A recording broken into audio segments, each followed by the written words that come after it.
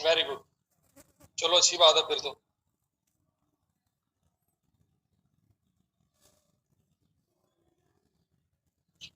बच्चों आगे है जी पॉइसन डिस्ट्रीब्यूशन टाइप 2। बच्चों क्लियर कर लो पॉइसन डिस्ट्रीब्यूशन टाइप 2। अच्छा बच्चों, ईद की छुट्टियां जो हैं उसको जरा डिस्कस कर लेते हैं। ईद आपकी होनी है फ्राइडे को,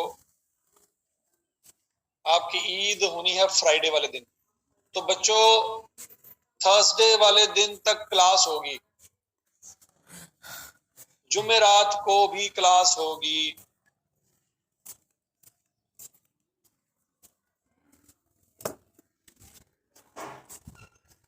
ठीक है, बाकी क्लासेस आपकी ऑफ हो जाएंगी, बीसी आईटी इंग्लिश सब कुछ ऑफ होगा, सिर्फ क्यूएम की क्लासेस चलेंगी। क्या ये बात समझ आ रही है? जुम्मे को आपकी ईद होगी, जुम्मे को आपकी ईद होगी, सैटरडे छुट्टी, जुम्मा छुट्टी, संडे छुट्टी और मंडे को दोबारा क्लास होगी।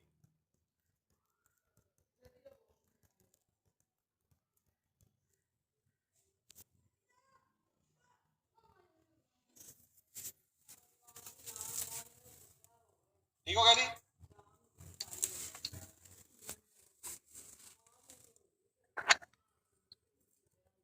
टाइमिंग हम डिस्कस कर लेते हैं।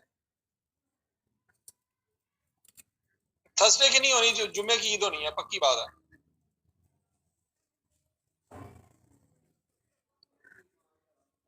रखना कि सिर्फ और सिर्फ आपको मीन गिवन होगा, टाइप 2 में सिर्फ मीन गिवन होगा, मीन के अलावा कुछ भी गिवन नहीं होगा। और आपसे कहा जाएगा कि प्रोबेबिलिटी फाइंड करें। क्या ये बात समझ आ गई है? टाइप 2 में सिर्फ मीन गिवन होगा, मीन के अलावा कुछ गिवन नहीं होगा। ठीक हो गया? और कहा जाएगा प्रोबेबिलिटी फाइंड करें। अब जरा सवाल देख कर लिया।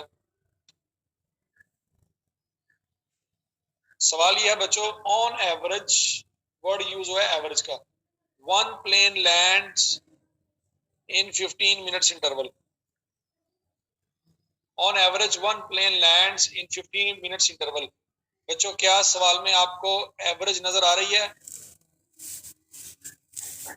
क्या सवाल में आपको एवरेज नजर आ रही है? बोलो बोलो बोलो।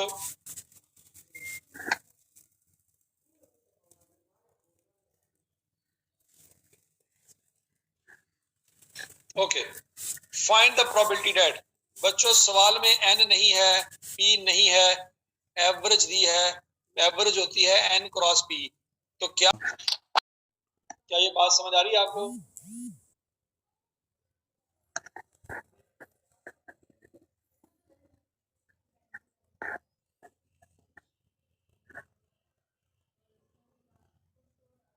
ओके बच्चों, अब आगे वो कहता है जी one plane will land. One plane का मतलब बच्चों क्या है कि एक्स की जगह वन रखेंगे, एक्स की जगह वन रखने का मतलब यहाँ पे पावर में वन आ जाएगा और फैक्टोरियल में भी वन आ जाएगा। आंसर क्या आएगा बच्चों? यहाँ पे मैंने जीरो की जगह रखना है वन और यहाँ पे जीरो की जगह वन, इक्वल प्रेस कर दूंगा तो 0.3678 सेम आंसर आ जाएगा। ऐसे ही है।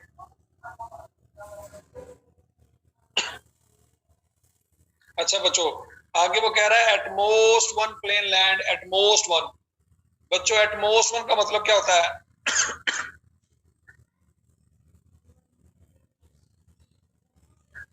एटमोस्ट वन का मतलब सोचो, इसका उर्दू में तर्जमा करो, एक या एक से कम।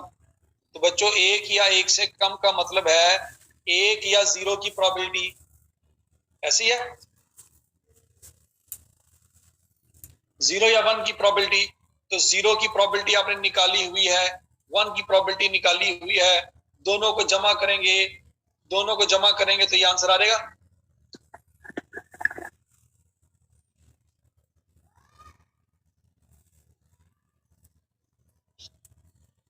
ओके, अब बच्चों आगे कह रहा है at least one plane, at least one plane का उर्दू में तर्जमा करें।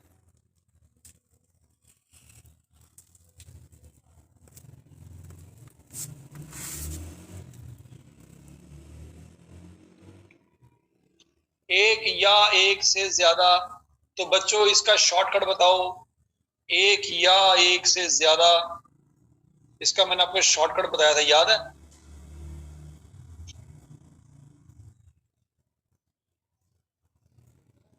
One minus probability of x is equal to 0, ये शॉर्टकट याद रखा है कि नहीं रखा?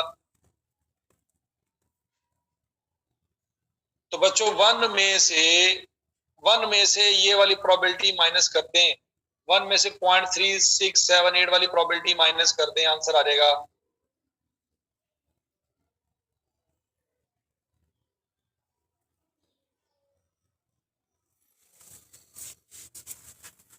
0.6322। Very good.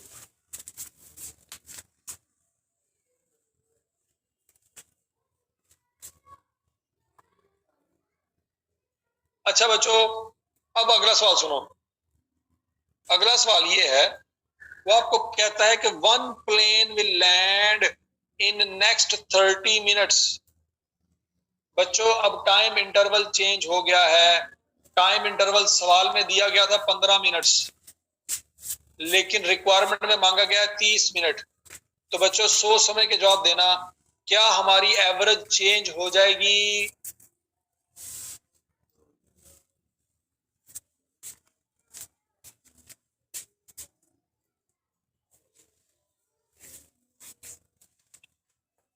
बच्चों 15 मिनट में एक प्लेन लैंड होता है, तो मुझे बताओ 30 मिनट में कितने प्लेन लैंड होंगे?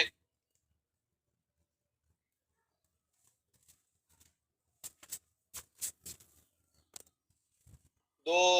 तो बच्चों जब प्रोबेबिलिटी में टाइम इंटरवल चेंज हो जाएगा तो हमारा मीन भी चेंज हो जाएगा। क्या ये बात समझ आई?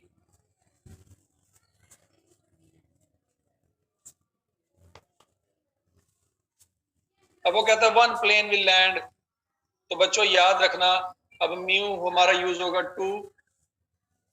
अब one plane, probability of x equal to 1, e की पावर -2 इंटू 2 की पावर 1 और 1 फैक्टोरियल। क्या ये बात समझ आ रही है? पावर में आ जाएगा -2, 2 की पावर 1 और 1 फैक्टोरियल। तो बच्चों आंसर आ जाएगा 0.2706। क्या ये नजर आ रहा है सबको?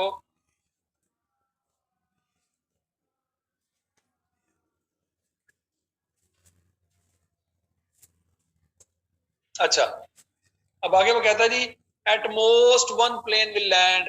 एट मोस्ट वन का तर्जमा करें। मोहम्मद एहतशाम, ये कॉमन सेंस से आया, कॉमन सेंस।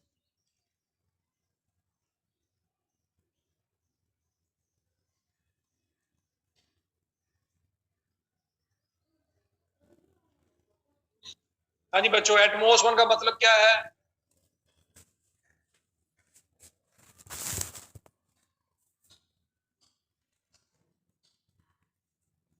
Very good. 0 और 1, 0 और 1 की प्रोबेबिलिटी। बच्चों 1 की प्रोबेबिलिटी तो हमने फाइंड की हुई है, पहले हम 0 की प्रोबेबिलिटी फाइंड कर लेंगे। e की पावर -2 इंटू 2 की power 0 over 0 factorial.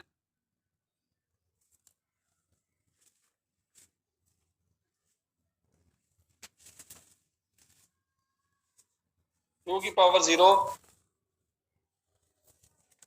Over 0 factorial. तो बच्चों आंसर आ जाएगा 0.1353। क्या ये बात समझ आती है?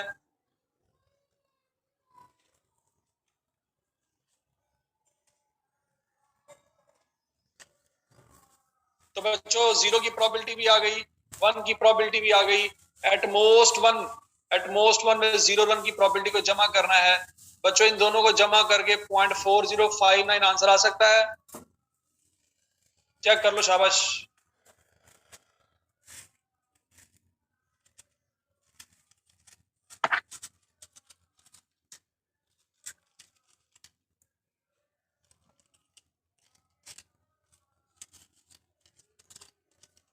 अच्छा जी, अब बच्चों आगे पॉइंट नंबर 7 जरा गौर से देखो। One plane will land in next 10 minutes. बच्चों सोच समझ के जवाब देना, जब आपके पास 10 मिनट का इंटरवल होगा तो बताएं मीन क्या होगा? मीन क्या होगा?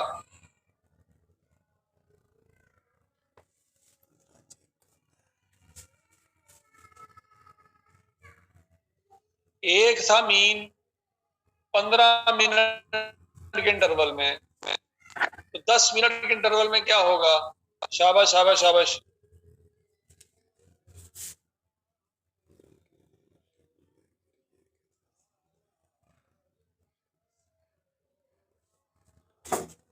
टू बाई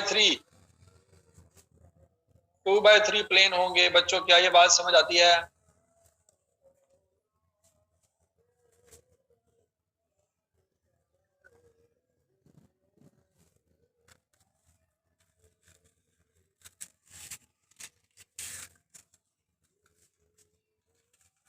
तो बच्चों बचपन की बातें पड़ी हुई हैं, दूर फिटे मुंह तुम सब लोगों का, अगर ये समझ नहीं आई, बचपन की बातें हैं, बचपन की बातें, और आपको समझ नहीं आ रही, बड़े हो गए, खोते जितने हो गए हो, आपको ये बात समझ नहीं आ रही।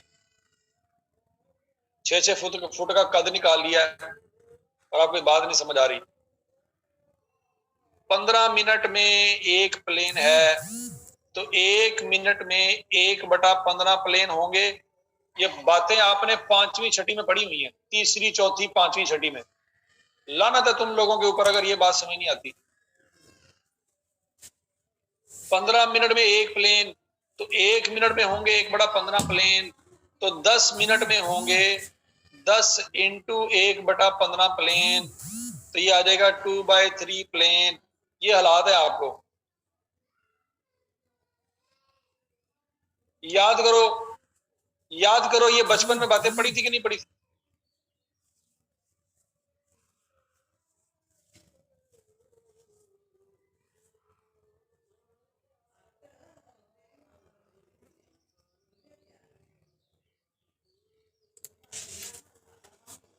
अच्छा बरल,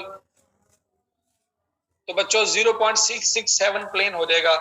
2/3 करेंगे तो 0.667 हो जाएगा। क्या ये बात समझ आ रही है?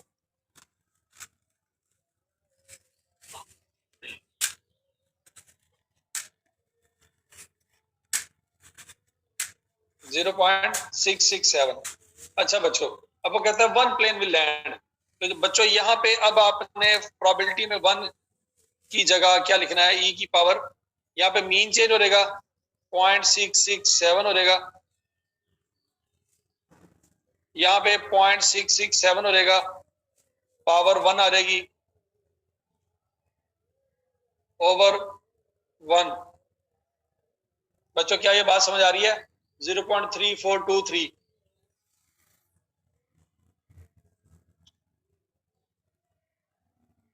0.3423। बच्चों probability of x is equal to 0। अब आगे कहता है 0 plane will land in next 10 minutes. तो बच्चों x इक्वल टू 0 रख के आंसर निकाल लेंगे।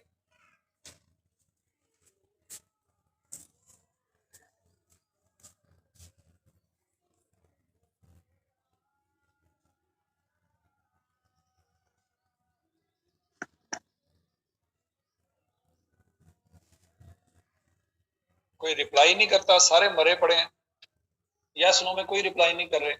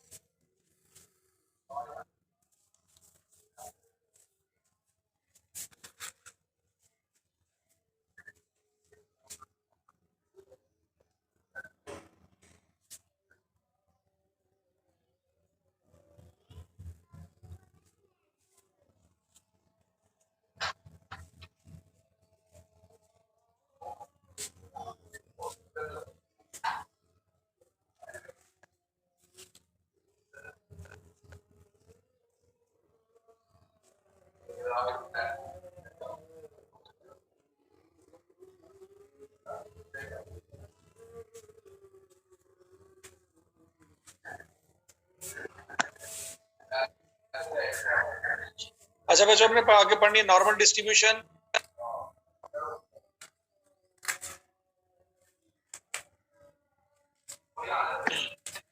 नॉर्मल डिस्ट्रीब्यूशन है सिमेट्रिकल या बेल शेप कर्व होती है। सिमेट्रिकल डिस्ट्रीब्यूशन याद है आपको? सिमेट्री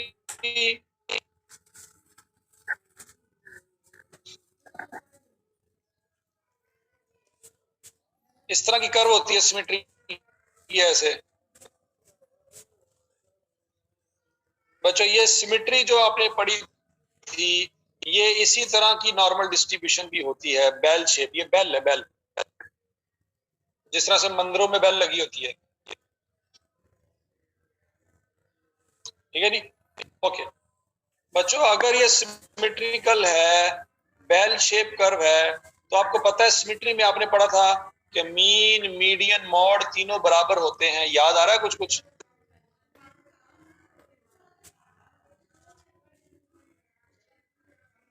मीन, मीडियन, मॉड तीनों बराबर होते हैं।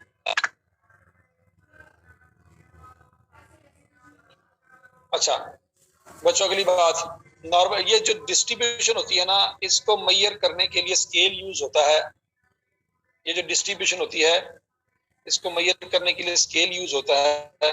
उस स्केल की जो रेंज होती है तो प्लस इन्फिनिटी से माइनस इन्फिनिटी तक होती है, सेंटर में जीरो होता है। क्या ये बात समझ आती है? Normal distribution has range from minus infinity two plus infinity. ये सवाल आपको एमसीक्यूज में पूछा जा सकता है कि नॉर्मल डिस्ट्रीब्यूशन की रेंज क्या है, तो आपने बताना है माइनस इन्फिनिटी से प्लस इन्फिनिटी तक रेंज होती है इसकी।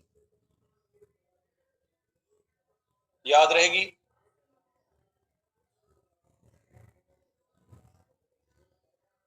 अच्छा बच्चों, अब उसके बाद तीसरी प्रॉपर्टी है, normal distribution is a distribution of continuous variable.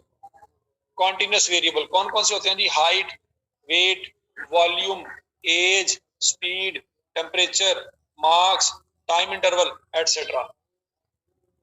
बच्चों ये जो एग्जांपल है, ये कॉन्टिन्यूअस वेरिएबल की एग्जांपल है। ये बात समझ आ रही है?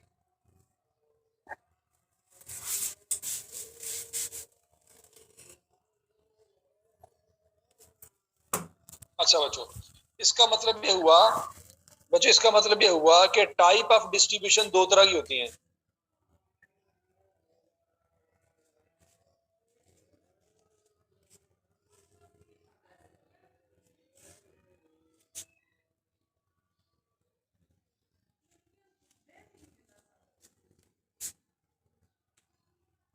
टाइप्स ऑफ डिस्ट्रीब्यूशन बच्चों दो तरह की होती हैं, एक वो जिसमें डिस्क्रीट वेरिएबल होता है और एक वो जिसमें कॉन्टिन्यूअस वेरिएबल होता है। बात समझ आ रही है बच्चों? अब पहले हमने पढ़ी हाइपर ज्योमेट्रिक।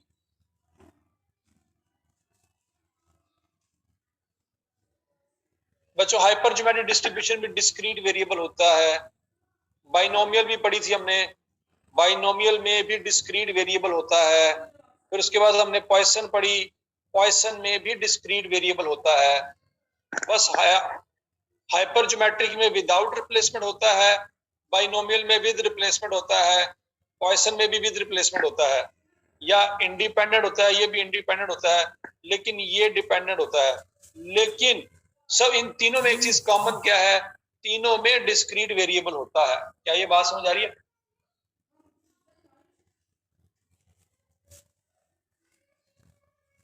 रिप्लाई कर दो, रिप्लाई। हाइपर ज्योमेट्री में अगर आपको याद हो, हमने सीए एमबीए वाली एग्जांपल की थी, सीए एमबीए एमएससी। याद आ रहा कुछ कुछ? वो हाइपर ज्योमेट्रिक डिस्ट्रीब्यूशन की थी, वो फ्रैक्शन में नहीं हो सकते। बाइनोमियल में हमने नंबर ऑफ मैचेस की बात की थी, नंबर ऑफ मैचेस फ्रैक्शन में नहीं हो सकते। पॉइसन में हमने पेशेंट की बात की, पेशेंट्स की बात की। पॉइसन में हमने प्लेन्स, एरोप्लेन्स की बात की। ये फ्रैक्शन में नहीं हो सकते, तीनों में डिस्क्रीट वेरिएबल था।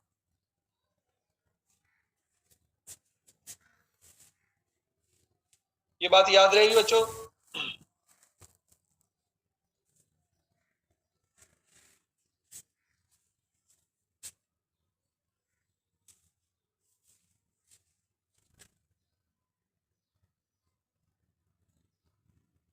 ओके, अब बच्चों आगे कॉन्टिन्यूअस वेरिएबल की बात करते हैं। कॉन्टिन्यूअस वेरिएबल के लिए सिर्फ और सिर्फ एक ही डिस्ट्रीब्यूशन है, और वो है नॉर्मल डिस्ट्रीब्यूशन।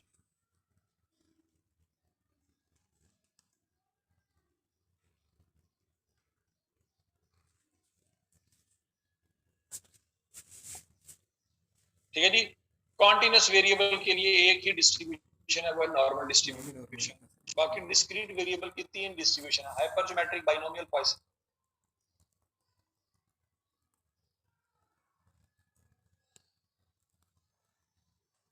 अच्छा बच्चों, अब अगला पॉइंट है area under the normal curve is 100%। Area under the normal curve is 100%। बच्चों ये टोटल एरिया यहां से लेके यहां तक 100% है, तो बच्चों लाइन से पहले 50% होगा, लाइन से पहले बाद में 50% होगा, टोटल 100% होगा। ये बात समझ आ रही है?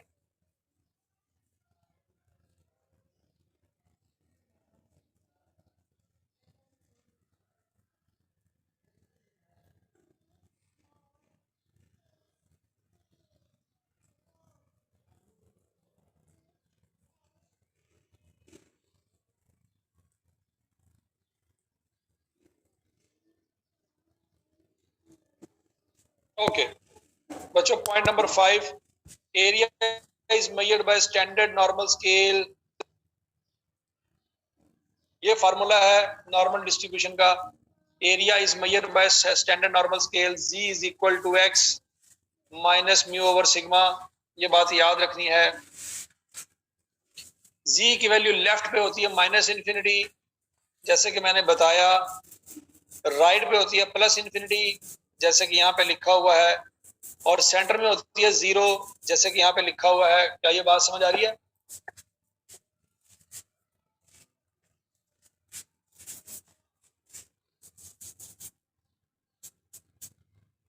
अच्छा बच्चों, प्रॉपर्टी नंबर 7 देखो, variable x is arrange in ascending order from left to right. Variable ascending order में अरेंज होता है बच्चों इस तरह से। मुझे बताओ छोटी वैल्यू किधर होंगी, बड़ी वैल्यू किधर होंगी? छोटी वैल्यू किस तरफ होंगी, बड़ी वैल्यू किस तरफ होंगी?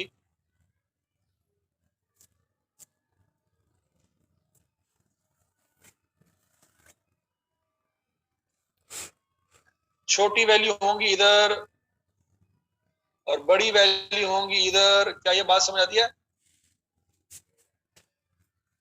मतलब जिस तरह से गिनती लिखते हैं 1 2 3 4 5 6 7 8 एंड सो ऑन, बड़ी वैल्यू राइट साइड पे, छोटी वैल्यू लेफ्ट साइड पे।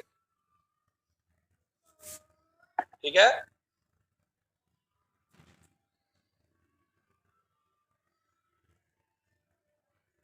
अच्छा बच्चों, 8वीं प्रॉपर्टी ये है, x can never be 0। x 0 नहीं हो सकता। x क्या है? वेरिएबल।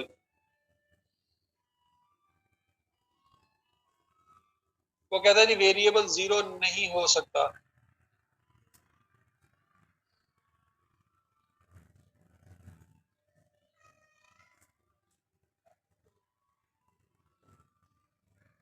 हाँ जी। अब बच्चों जरा सोच समझ के जवाब दो, क्या दुनिया में किसी बंदे की उम्र 0 हो सकती है? नो। किसी बंदे की हाइट 0 हो सकती है? नो। किसी बंदे का वेट 0 हो सकता है? नो।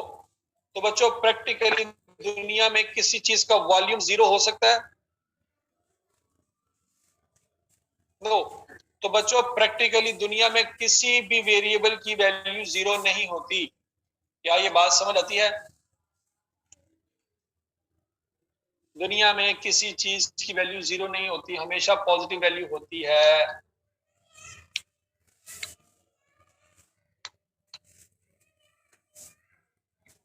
ये मैं कॉन्टिन्यूस वेरिएबल की बात कर रहा हूं, कॉन्टिन्यूस वेरिएबल की।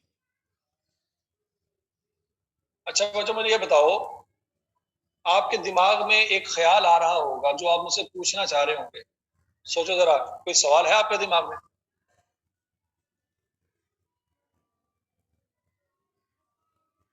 कोई बच्चा इस पूरी क्लास में कुछ सवाल पूछे जरा मुझसे।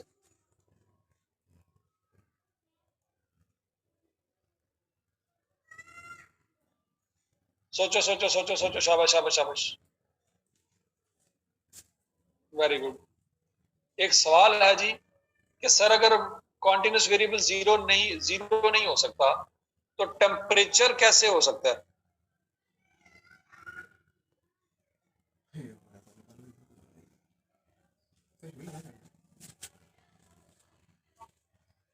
बच्चों याद रखो, टेम्परेचर को मेजर करने वाला स्केल जीरो पे गया है, टेम्परेचर खुद जीरो पे नहीं होता।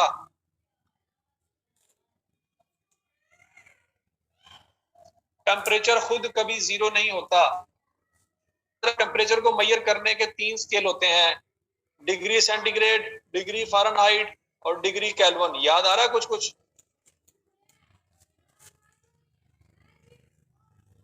तो बच्चों जब सेंटीग्रेड माइनस में जाता है, -10 डिग्री सेंटीग्रेड, उस वक्त भी फ़ारेनहाइट स्केल पॉजिटिव होता है।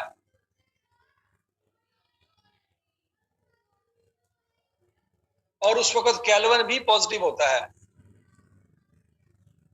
केल्विन जीरो कभी आज तक अचीव नहीं हो सका। याद आ रहा कुछ कुछ? जीरो केल्विन कभी अचीव नहीं हो सकता, उसको हम कहते हैं एब्सोल्यूट जीरो। ये आइडियल सर्कमस्टांसेस होते हैं एब्सोल्यूट जीरो, वो कभी अचीव नहीं हुआ, वो होता है एब्सोल्यूट। तो बच्चों अगर आपको टेम्परेचर माइनस में नजर आए तो वो बेसिकली स्केल है जिसमें माइनस है, यही टेम्परेचर किसी और स्केल में पॉजिटिव होता है। क्या ये बात समझ आ रही है? तो इसका मतलब यह हुआ बच्चों कि कॉन्टिन्यूस वेरिएबल कभी -0 नहीं हो सकता, कॉन्टिन्यूस वेरिएबल कभी जीरो नहीं हो सकता। हाँ, उसको मेजर करने वाला स्केल जीरो में जा सकता है, उसको मेजर करने वाला स्केल माइनस में जा सकता है। बच्चों कभी कभी आपने देखा होगा इलेक्ट्रॉनिक स्केल जो दुकानों में पड़े होते हैं, इलेक्ट्रॉनिक स्केल, कभी कभी वो माइनस वाली रीडिंग भी दे रहे होते हैं। नजर आया कभी? कभी कभी अगर आप देखें ना तो माइनस में भी रीडिंग दे रहे होते हैं। हालांकि किसी चीज का वेट, दुनिया में किसी चीज का वेट नेगेटिव नहीं हो सकता, जीरो नहीं हो सकता, लेकिन स्केल ना नेगेटिव शो कर देता है।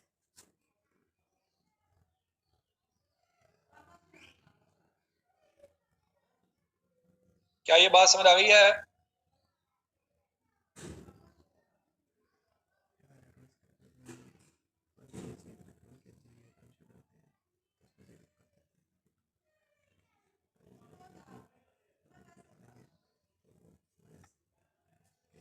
ठीक है जी, ये बात याद रखनी है बच्चों आपने कि स्केल माइनस में जा सकता है, स्केल जीरो में जा सकता है, लेकिन वेरिएबल कभी जीरो में नहीं जा सकता।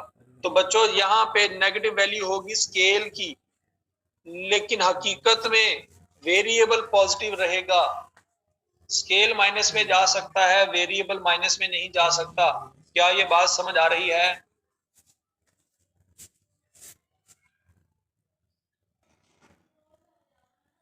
अच्छा बच्चों, point number 9, we always find the probability of a range of values. हम हमेशा एक रेंज की प्रोबेबिलिटी फाइंड करेंगे, किसी सिंगल वैल्यू की प्रोबेबिलिटी फाइंड नहीं करेंगे। क्या ये बात समझ आ रही है बच्चों? डिस्क्रीट वेरिएबल में एग्जैक्ट प्रोबेबिलिटी ऑफ एग्जैक्ट 2 है, याद आ रहा? 2 ओनली, याद करें, इसकी प्रोबेबिलिटी फाइंड हो जाती है। बाइनोमियल में 2 मैचेस विन की प्रोबेबिलिटी फाइंड हो जाती है। पॉइसन में 2 पेशेंट रिकवर की प्रोबेबिलिटी फाइंड हो जाती है। लेकिन बच्चों नॉर्मल डिस्ट्रीब्यूशन में जिसमें कॉन्टिन्यूस वेरिएबल होता है, 2 kg की किसी चीज का वेट 2 kg है, उसकी प्रोबेबिलिटी फाइंड नहीं हो सकती। क्या ये बात समझ आ रही है?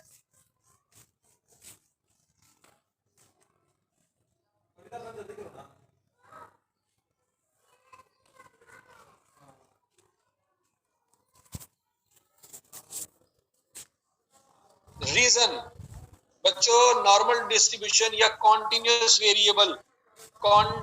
वेरिएबल कभी एग्जैक्ट मेजर हो ही नहीं सकता।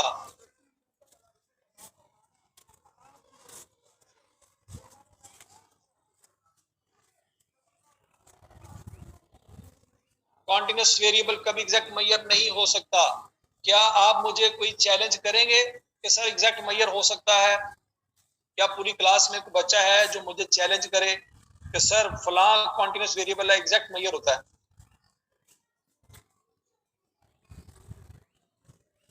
करो करो, शाबाश, चैलेंज करो, मुझे चैलेंज करो।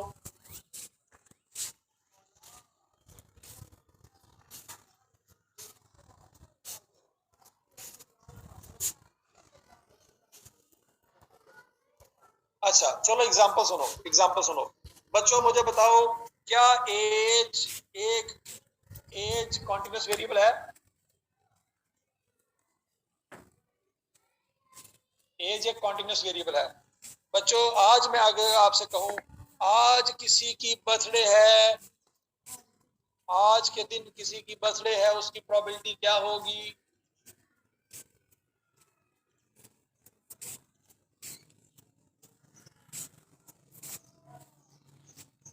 एज एक कॉन्टिन्यूस वेरिएबल है। अगर मैं कहूं आज के दिन माशाल्लाह तकरीबन 100 के करीब बच्चा बैठा हुआ है,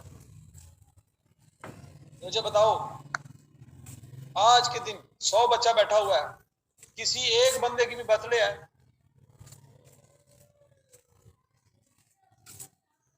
किसी एक की भी नहीं है, तो इसका मतलब क्या हुआ? प्रोबेबिलिटी 0 है। किसी एक बंदे की भी बर्थडे नहीं है, आपके सामने है, एग्जैक्ट किसी एक बंदे की प्रोबेबिलिटी जब आप निकालेंगे तो आंसर 0 होगा। क्या ये बात समझ आ गई? नहीं समझ आई? नहीं समझ आई, नहीं समझ आई, नहीं समझ आई। अच्छा बच्चों, वॉल्यूम, क्या वॉल्यूम कॉन्टिन्यूस वेरिएबल है?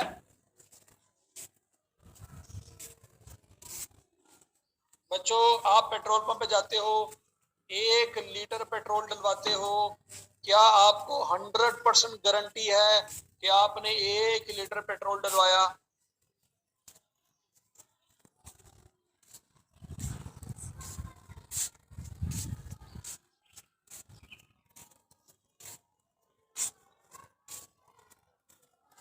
ठीक है जी। वो डिजिटल मीटर शो कर रहा होता है आपको, डिजिटल मीटर आपको शो कर रहा होता है 1.0000। हालांकि हकीकत में आपको पता है कि हम आप मैयर नहीं कर सकते, डिजिटल मीटर धोखा दे रहा होता है। आपको पता है कि ये आप मैयर कर नहीं सकते। इवन के बच्चों 1 लीटर पेट्रोल अगर आप जार में डालें, केमिस्ट्री लैब में आपने माशाल्लाह तजर्बे किए होंगे, आपको पता होगा कॉनिकल फ्लास्क क्या होता है, शीशे का मर्तमान क्या होता है। ठीक हो गया बच्चों, अगर आप उस पेट्रोल को डालोगे ना उसमें जार में, तो बच्चों उस वक्त भी आपको केमिस्ट्री पढ़ी आपने, पता होगा बीकर में कि आपको पता है कि लेयर भी 2 होती हैं, एक अपर लेयर होती है, एक लोअर लेयर होती है, याद है? इवन के आप उसको बीकर में डाल के भी मैयर करोगे ना, उसमें भी आप कंफ्यूज रहोगे। क्यों कंफ्यूज रहोगे? क्योंकि आपको 2 लेयर नजर आ रही हैं, एक ऊपर वाली एक नीचे वाली।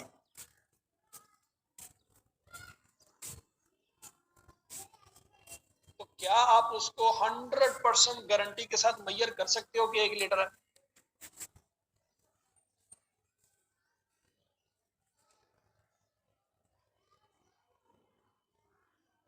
बात समझ आ रही है बच्चों? तो हम कभी भी कॉन्टिन्यूस वेरिएबल को मैयर नहीं कर सकते, कभी भी कॉन्टिन्यूस वेरिएबल को मैयर नहीं कर सकते, एग्जैक्ट कभी मैयर नहीं कर सकते। क्या ये बात दिमाग में बैठ गई है?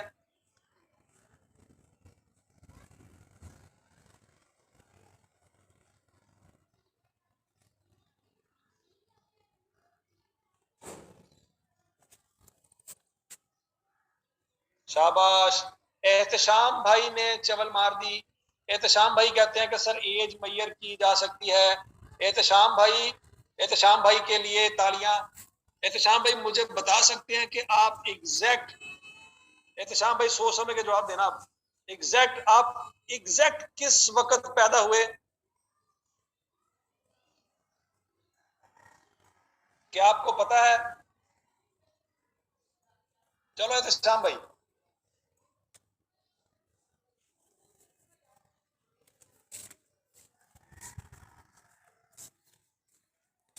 मुझे पता था एहतशाम साहब को ठंड नहीं पड़नी, उसने कहना नहीं सर ऐसा कैसे हो सकता है।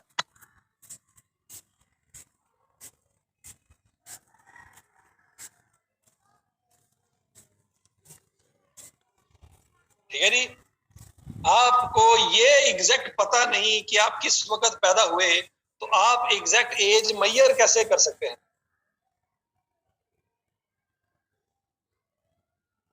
हाँ जी एहतशाम साहब, ठंड पड़ गई है, वेरी गुड।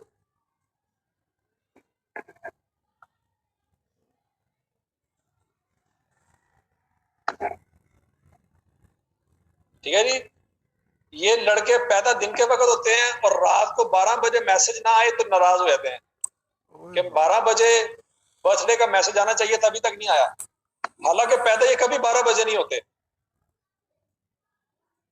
और लड़ाई करके बैठे हुए हैं कि तुमने मुझे बर्थडे विश नहीं ना किया, मुझसे ना बोलना।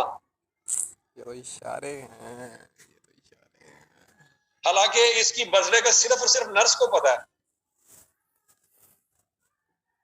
और नर्स इसके ऊपर देख के हंस रही होगी कि मुझसे तो पूछ ले कम से कम किस वक्त पैदा हुआ है, लड़ाई तो 12 बजे कर रहा है।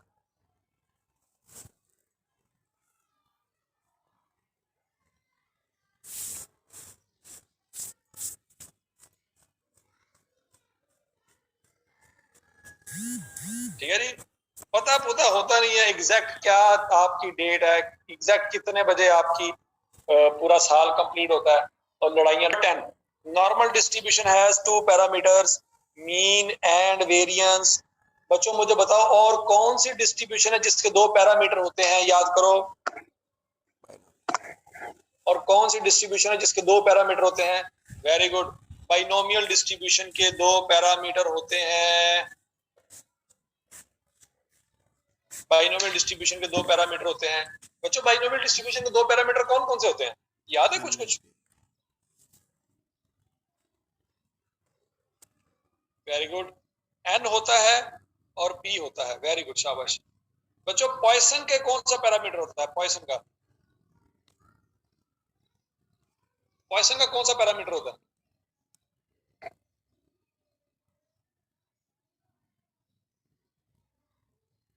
पॉइसन का होता है म्यू, पॉइसन का पैरामीटर होता है मीन। और बच्चों नॉर्मल डिस्ट्रीब्यूशन का पैरामीटर होता है मीन एंड वेरिएंस।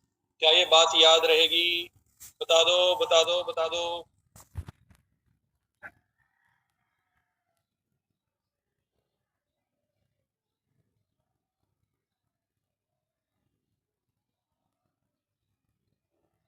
अच्छा जी बच्चों, आगे है जी normal distribution type 1। Normal distribution type 1, बच्चों इस डिस्ट्रीब्यूशन में आपको मीन गिवन होगा, वेरिएंस गिवन होगी, या स्टैंडर्ड डेविएशन गिवन होगी। मीन गिवन होगा, वेरिएंस गिवन होगी, या स्टैंडर्ड डेविएशन गिवन होगी। और बच्चों रिक्वायर्ड किया जाएगा प्रोबेबिलिटी फाइंड करनी है आपने। क्या समझ आ रहा है आपको? सवाल में गिवन क्या होगा और फाइंड क्या करना है?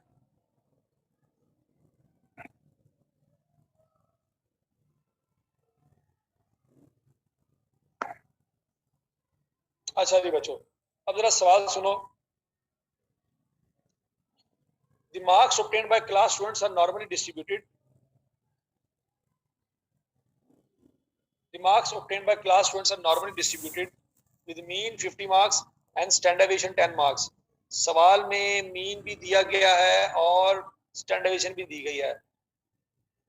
क्या ये बात समझ आ रही है सबको?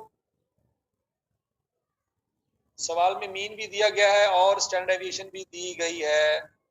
यही कहा हुआ था कि सवाल में मीन और वेरिएंस या स्टैंडर्ड डेविएशन होनी चाहिए। अब सुनो आगे। If a student is selected at random from the class, then find the probability that his marks are above 70, that he has marks above 70। क्या बात समझ आ रही है आपको?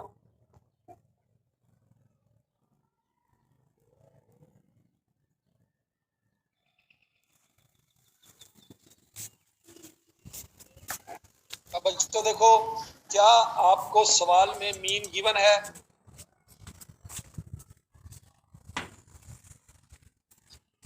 स्टैंडर्ड डेविएशन गिवन है, आपने पहली रिक्वायरमेंट फाइंड करनी है, probability of x is greater than 70 find करना है। बच्चों सोर्स लगा रहा हूँ, कोई फर्क नहीं पड़ता मैं थोड़ी सी राइट पे लगा दूं या थोड़ी सी लेफ्ट पे लगा दूं, कोई फर्क नहीं पड़ता, जहां मर्जी लगाओ, लेकिन बस 50 के राइट पे होनी चाहिए। क्या ये बात समझ आ रही है? ये फर्क नहीं पड़ता कि सर थोड़ी सी और राइट पे कर दे, थोड़ी सी इधर कर दे, वो मैटर नहीं करता, बस ये होना चाहिए कि 50 के राइट पे होना चाहिए बस।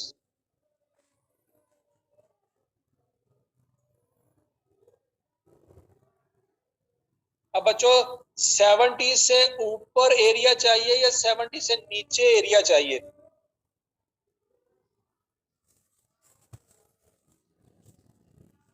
पढ़ लो शाबाश। अबव 70 या बिलो 70? ऊपर। तो बच्चों ऊपर का मतलब है 70 से लेके ऊपर तक जहां भी जा सकते हैं सारा एरिया, 70 से लेके ऊपर तक सारा एरिया कवर करना है। क्या ये बात समझ आती है?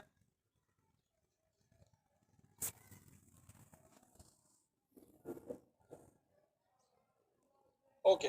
अब बच्चों मेरा ध्यान से सवाल सुनना। सबसे पहला स्टेप क्या है? आपने जहां पे x की वैल्यू 70 है वहां पे z की वैल्यू फाइंड करनी है। पहला काम समझ आ रहा है? जहां पे मीन है वहां पे z की वैल्यू 0 है, जहां पे 70 है वहां पे z की वैल्यू चाहिए। बच्चों सोच समझ के जवाब देना, z की वैल्यू पॉजिटिव आएगी या नेगेटिव?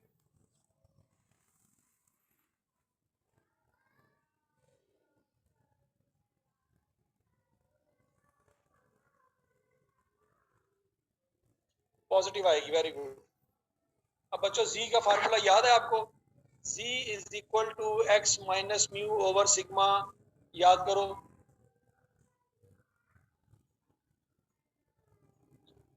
बच्चों आपके पास x की वैल्यू भी है, आपके पास म्यू की वैल्यू भी है, और आपके पास सिग्मा की वैल्यू भी है, क्योंकि सवाल में गिवन है। तो क्या यहां से z की वैल्यू निकाल सकते हैं हम? सिग्मा कहते हैं स्टैंडर्ड डेविएशन को, म्यू कहते हैं मीन को, ये दोनों सवाल में गिवन थी।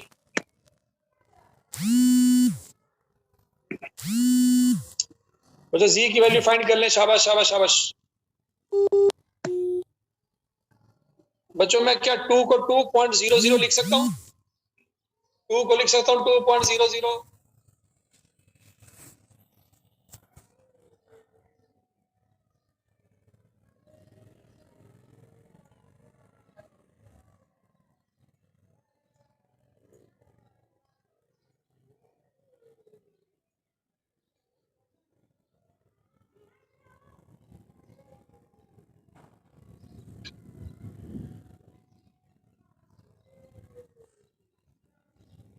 एक मिनट बच्चों मैं आपको टेबल दिखाने लगा हूं, नॉर्मल डिस्ट्रीब्यूशन का टेबल, वो सीखना है अभी हमने।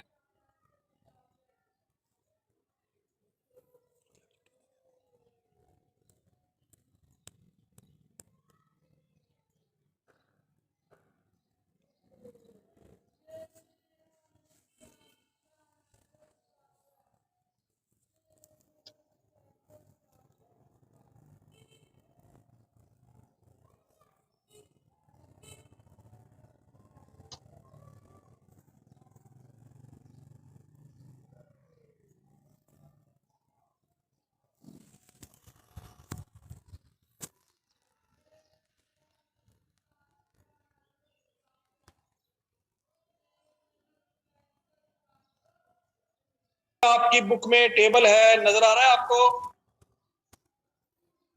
454 पे, पेज नंबर 454 पे ये टेबल है, पेज नंबर 454 पे। आई कैप की स्टडी टेक्स्ट में जरा देख लो।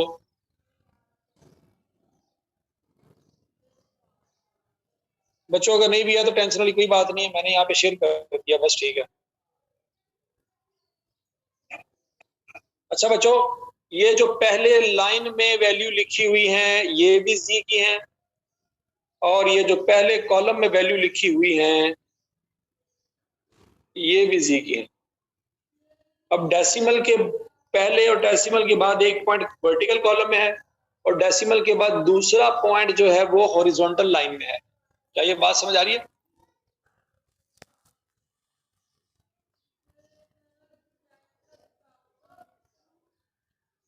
बच्चों टेबल कैसे देखना जरा गौर से देखो।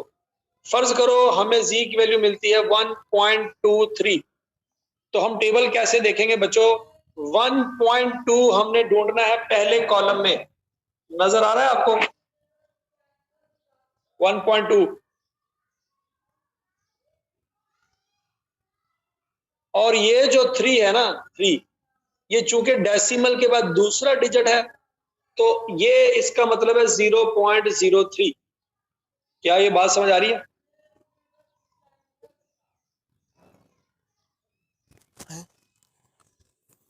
बोलो बोलो बोलो, आवाज नहीं आ रही आपकी।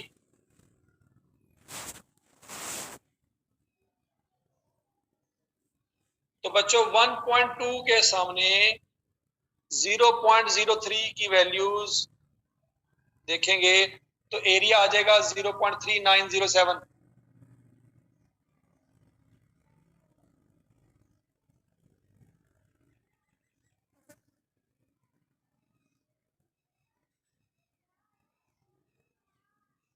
बच्चों दोबारा सुन लो, अगर अगर आपने जी की वैल्यू निकाली है 1.69, तो बच्चों मुझे सोच समझ के जवाब देना, क्या वैल्यू आएगी एरिया की? क्या आप एरिया मुझे बता सकते हो? शाबाश शाबाश शाबाश। कोई बच्चा जो 1.69 का एरिया मुझे बता दे।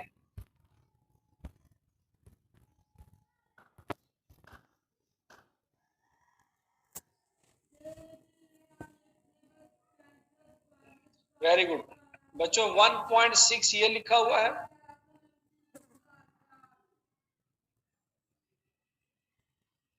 और 0.09 ये लिखा हुआ है।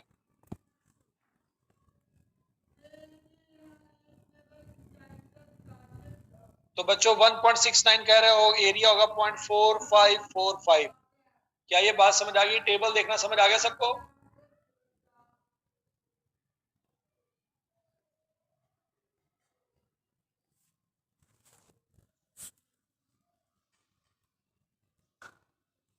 अच्छा बच्चों, अब 2.00 का एरिया फाइंड करना है। 2.00 का एरिया कहां से मिलेगा बच्चों? ये है 2.0 और ये है 0.00। तो बच्चों पहले कॉलम में ही इसका एरिया होगा 0.4772। बच्चों ये टेबल आपको पेपर में अवेलेबल होगा।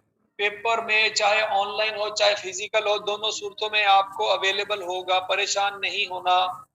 पीडीएफ में सारे टेबल अवेलेबल होंगे आपको पेपर में।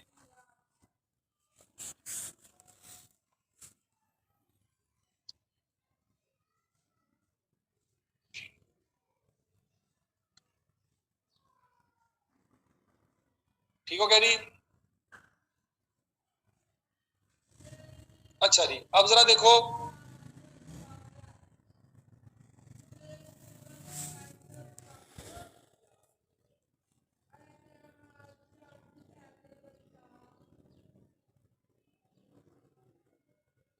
अब बच्चों 2.00 का एरिया क्या आया है?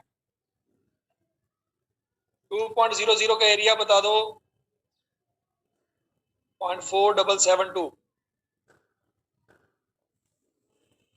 ठीक है जी बच्चों, 2.00 का एरिया आ गया 0.4772। अब अगला सवाल ये है, क्या 0.4772 हमारे सवाल का जवाब है?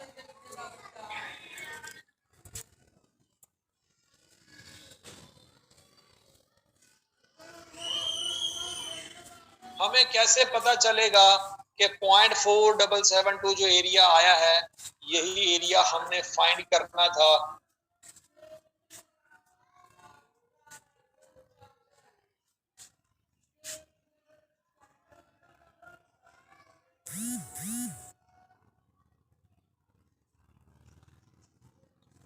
बच्चों याद रखना, ये जो एरिया आया है ये कहां से कहां तक का आया है ये हमने अभी समझना है। बच्चों अगर आपने क्लियर करना हो ना कि एरिया कहां से कहां तक आया है, तो ऊपर फार्मूले में देखो कि क्या लिखा हुआ है। आप ऊपर फार्मूले में आपने जो रेंज दी है ये एरिया उसी रेंज का आया है। ऊपर फार्मूले में रेंज क्या दी है, 70 से 50, तो ये एरिया 70 से 50 का है, मतलब ये एरिया यहां वाला आया है। क्या ये बात समझ आ रही है आपको? तो अब बच्चों सोच समझ के जवाब देना, क्या मैं बाकी एरिया फाइंड कर सकता हूं?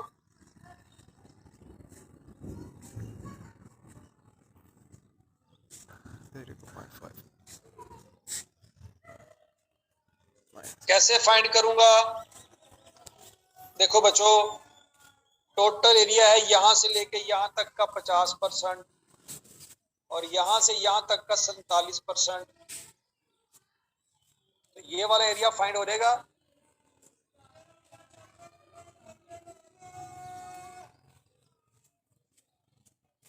कैसे कैसे कैसे? शाबाश शाबाश शाबाश, बताओ कैसे निकलेगा?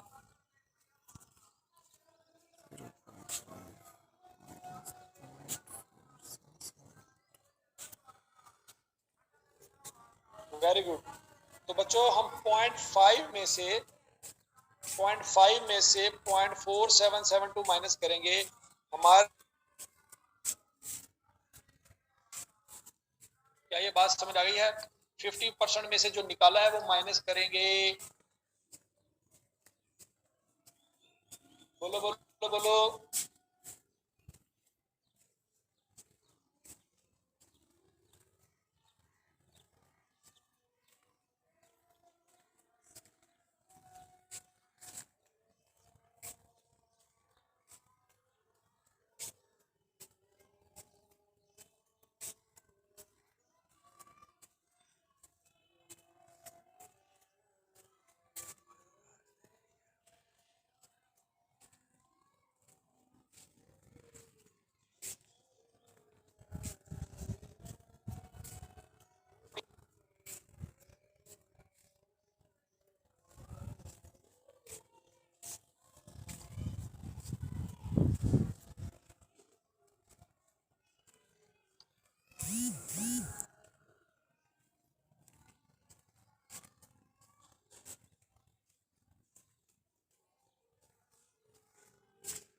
बच्चों सेंटर में होता है 50, क्या ये बात समझ आती है?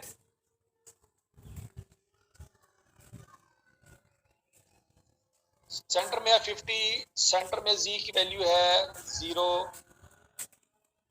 अब उसने कहा है बिलो 40। बिलो 40 का मतलब है probability of x is less than 40। तो बच्चों सोच समझ के जवाब देना, 40 किस साइड पे होगा? राइट साइड पे होगा या लेफ्ट साइड पे होगा? वेरी गुड, लेफ्ट साइड पे होगा। तो बच्चों लेफ्ट साइड पे होगा। अब 40 से नीचे एरिया चाहिए या 40 से ऊपर एरिया चाहिए?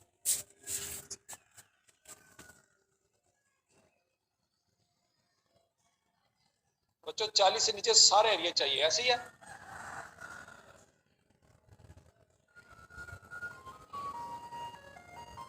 तो बच्चों जहां पे 40 एरिया है वहां पे z की वैल्यू चाहिए। जहां पे x की वैल्यू 40 है वहां पे z की वैल्यू चाहिए। बच्चों क्या आप मुझे z की वैल्यू फाइंड करके बता सकते हैं? x की वैल्यू है 40, मीन है 50, स्टैंडर्ड डेविएशन है 10। z की क्या वैल्यू आती है?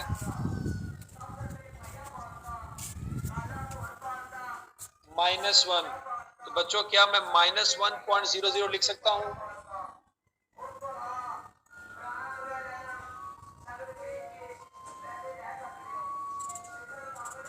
ओके। अब बच्चों मैंने टेबल से एरिया निकालना है। टेबल से मैं निकालूंगा एरिया।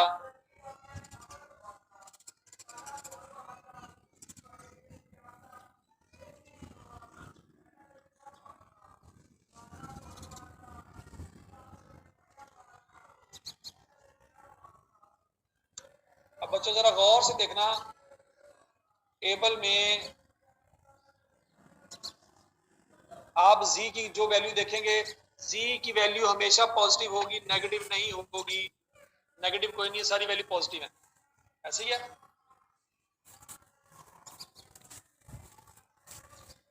नेगेटिव वैल्यू नहीं होती है जी की, नेगेटिव वैल्यू कोई चक्कर नहीं है।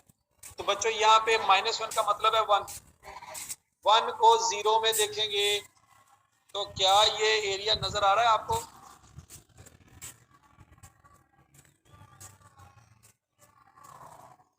.3413।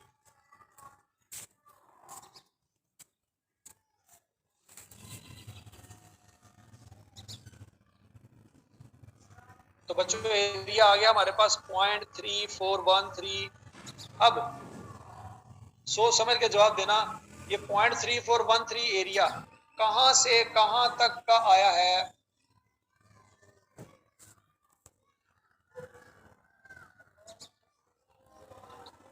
चालीस से 50 तक का आया है, 40 से 50 तक का एरिया है। ये एरिया है 0.3413। अच्छा बच्चों मुझे बताओ हम ये एरिया कैसे फाइंड करेंगे?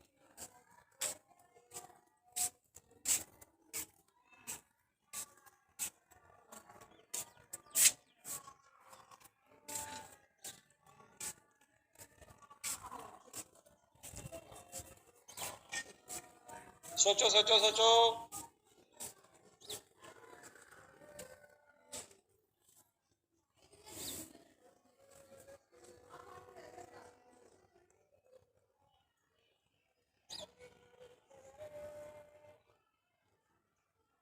क्या आंसर आता है? शाबाश शाबाश शाबाश।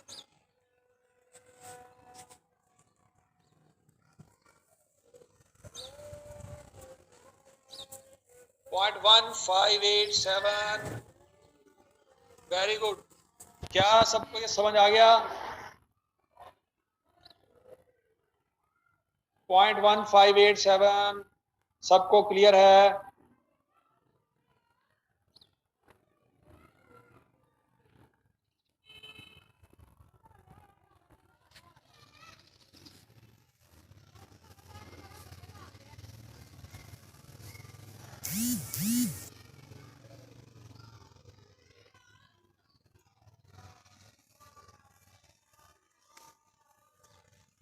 अच्छा बच्चों वेरी गुड। अच्छा बच्चों बाकी की जो रिक्वायरमेंट है मैं अगर आपको दूं कर लोगे?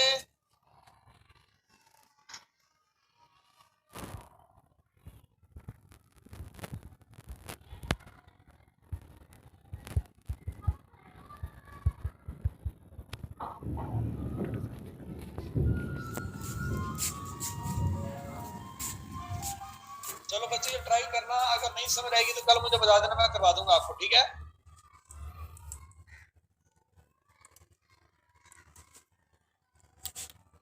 ओके जी बच्चों, अल्लाह हाफिज अल्लाह हाफिज अल्लाह।